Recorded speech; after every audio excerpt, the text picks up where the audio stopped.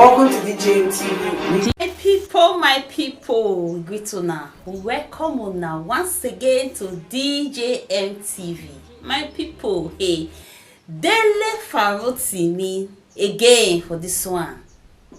In a Nigerian lawyer and activist. He don't come outside though, he don't come talk again concerning Nigeria papa. Under this man, he dey get find this, he go develop and he come give an ask to we Nigerians make we know wetin dey happen and well, make we still get sense. This time I wan talk about election. He said that presidential election wey be say INEC come declare winner. He say to say the youths come outside come begin protest say no be who dey vote for INEC give them. He say a lot will happen. He talk am for this one. My people, he talk a lot. I go leave una na una watch this video. Una hear from Dele Farotimi, the wise man. Make una hear and make una no forget to like and share. Make una watch the video. Watch and share.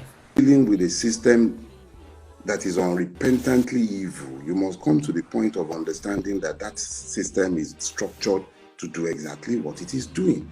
It is only when you come to the knowledge of this that you can begin to deal with Nigeria the way you ought to deal with Nigeria. Nigeria, as is currently structured, is not structured to work for those who should be citizens, but are in truth victims. Buhari was there for 8 years. The Fulanis were the largest victims of Nigeria. The people of Kankara, most people in Zamfara, half of Zamfara, or maybe a little less, the Fulanis. The place is torn apart by war because of mineral resources. Everywhere you find mineral resources in Nigeria, there is war because there are contending forces beyond the state taking the benefit of what should belong to all. When they cannot bring it, or when they do not desire to bring it to the central port to be shared by all of the thieves together, they create militias in a place, and that becomes the de facto governor of that place. And they take the resources and leave the people with the misery and the suffering. That has been the lot of the Nigerian throughout the entirety of my lifetime. So I saw this, and I believe that the only way this could be changed peacefully is to reconnect the people to the electoral process. And that was what we started doing. Enough of you became reconnected to the electoral process as to make it impossible for what used to happen, the apathy. In the midst of the apathy, the electoral disconnect, they could declare any result, they could buy votes in sufficient numbers to determine outcome. So it was a fair fight as between the two contending forces who had shared Nigeria more or less into enterprise and fiefdoms. So by 2023, enough of you had become awakened. Enough of Nigeria's disadvantage that coalesced together. Number one of the myths that was destroyed in the midst of the 2023 election was the myth of the North. There is no North, there is no South, there is no West, there is no East. There are peoples, and there are enough disadvantaged Nigerians to build a majority to change the system. That was what happened in 2023. Enough of you coalesced together to destroy the old perception of a Nigeria where some people owns Nigeria. What you did was a revolution. That was what you achieved. You achieved a turnaround. But what happened? The system coalesced to defy our collective will. Now, when an electoral revolution is destroyed by the will of the beneficiaries of the existing system, the first thing you do is you recall that you were told, the courts are the last refuge of the common man. Yeah. That's as it should be. The court, the last refuge of the common man.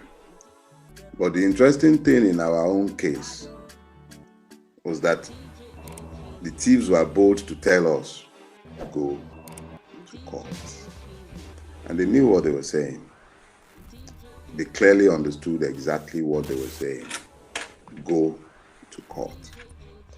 But of course, if we had failed to go to court and we are taken to the street in protest, the Nigerian state would have been overjoyed.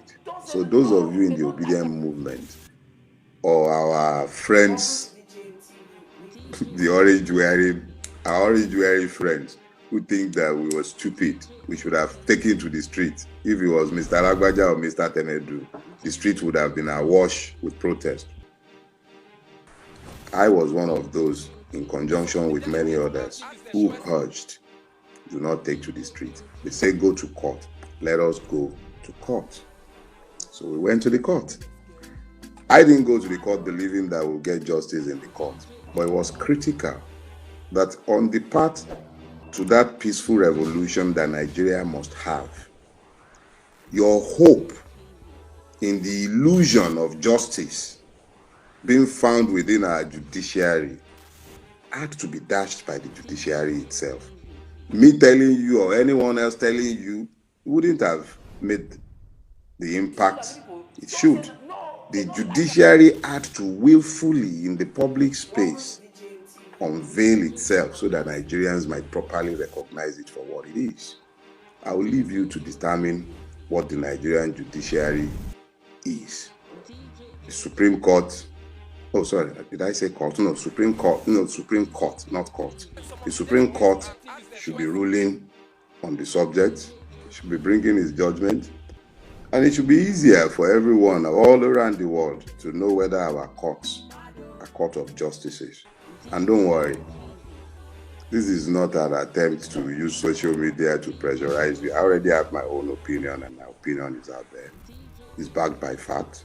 If anybody is interested in challenging the basis of my assertion of a loss of confidence in the Supreme Court's capacity to deliver justice, challenge me to prove it, and I'll prove it happily.